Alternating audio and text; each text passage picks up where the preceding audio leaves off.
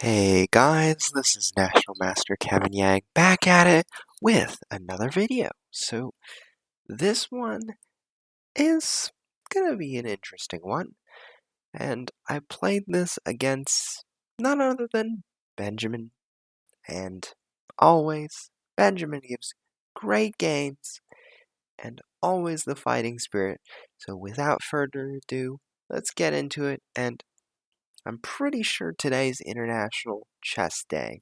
So do your chess if you'd like, but I'm going to get into this game. C4, knight f6, and g3. So, previously one time, I played knight c3, and we went into a weird King's Indian. If you didn't see that video was from maybe weeks ago. I don't remember how long ago, but it was an interesting game as well. But here I wanted to switch it up, so I played g3, saying, you play d5, I'll take, and knight takes, bishop g2, e5, knight c3, and it really depends here, right? Some people, they like to play this knight b6 and knight c6 system, like for example, this, right? And if we recognize white has a plan, d3 to bishop e3, and castles, and rook c1, but black also has some plans as well, bishop here, or bishop even here. It really depends, but it's up to you, right? So g6 was played, and I figured, Benjamin is a King's Indian player, so let's try to do something different. Let's play bishop g2 and knight c3. So this is still for black, the King's Indian setup. I play e3. And to be honest, I know nothing about the line again, but I still do it because I think it's logical in terms of approaching the position. Knight g2 and c5. So here I play h3 and I play castles. So at this moment in the game, before I castle, I have a few things I want to consider. Am I planning to push e4 or am I planning to push d4? Am I planning to push b4 at any point, right? So I was thinking about all these kinds of pawn pushes that I could make and how to make progress in the position. And ultimately, after bishop d7, I knew that f4 was not f4, d4 was a possibility, but I just didn't want to. And the reason was because after takes, I had a feeling that this could happen. I'm not saying it's good for black in any way. I just thought it would be a creative way for our friend Benjamin to deal with it, because now, if I play d5 and knight e7, all of a sudden there are some King's Indian things to maybe look at. Although here I can play b3 and bishop a3, or, in the future, knight to e4, if I want to target the d6 pawn. I could also start my attack with like c5 and d6 if I need to, so I have some good ideas with me. I just felt like I wanted to do something different. So I played f4, queen c8, threatening the h3 pawn, king h2, defending it, a6, and now I play d4. And earlier you told me, or I said, I was like, well, I'm not going to play d4 because of the move e5. And at this moment, I sort of said, you know what? I could play d3, I could play e4, I could play g4, I could play b3 and develop my bishop.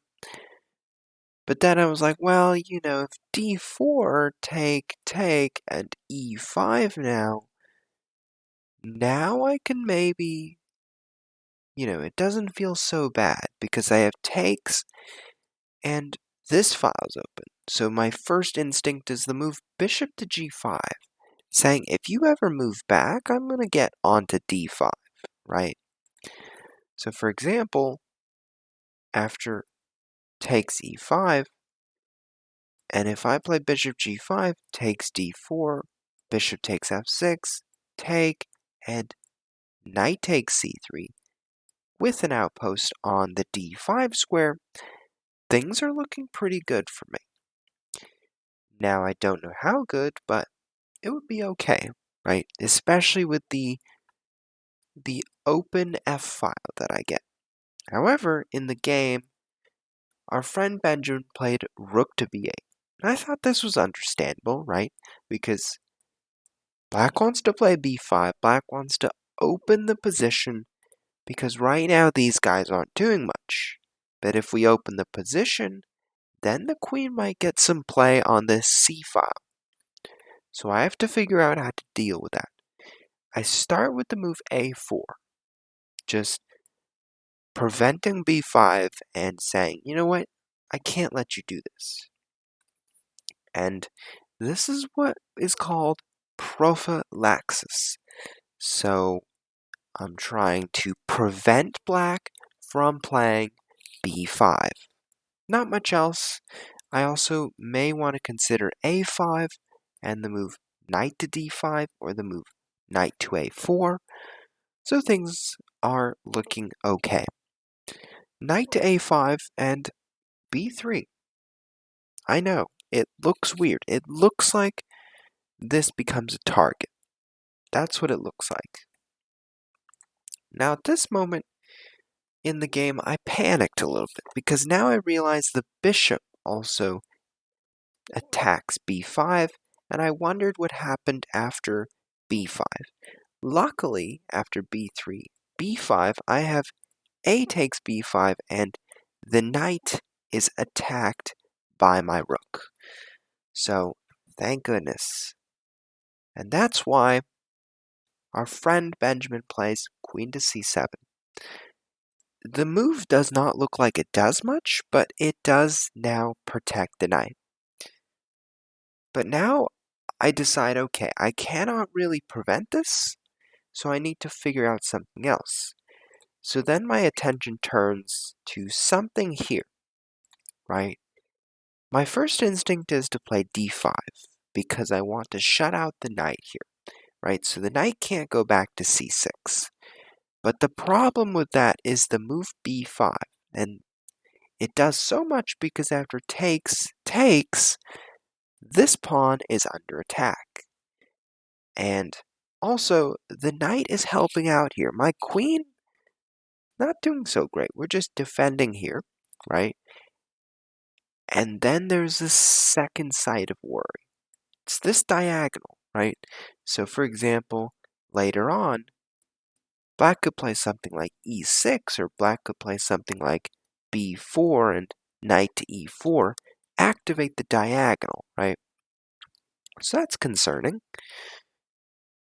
And then I looked to the move e4, and I said, well, okay, if pawn takes d4, knight takes d4, what if b5 is played here?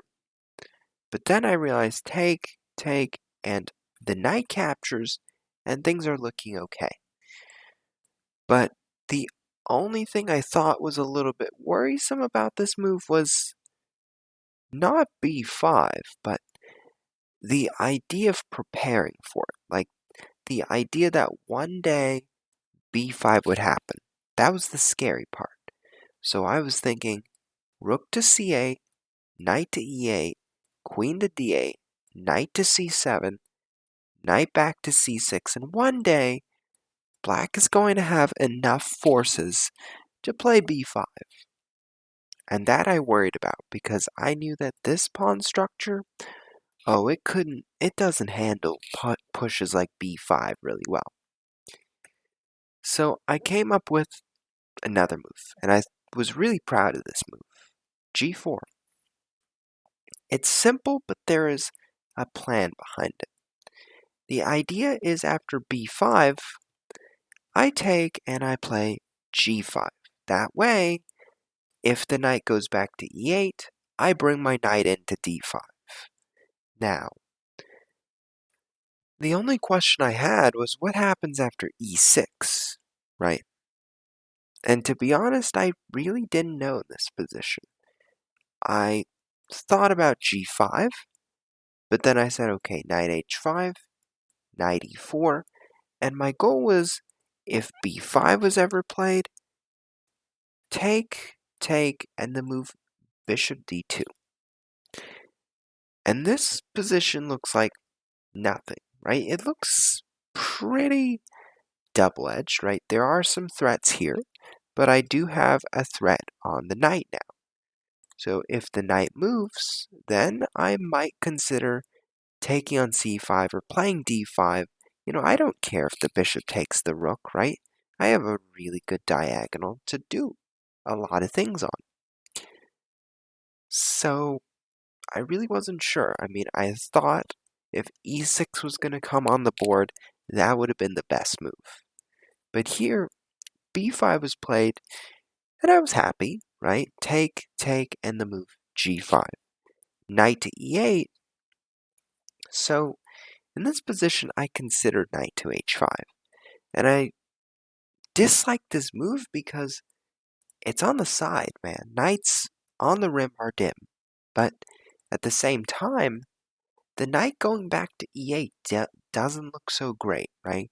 Because after knight d5, queen to d8, this knight is not going to be in the game for a while. So it's sort of going to be like this knight. But this knight on h5 now looks better than it does on e8.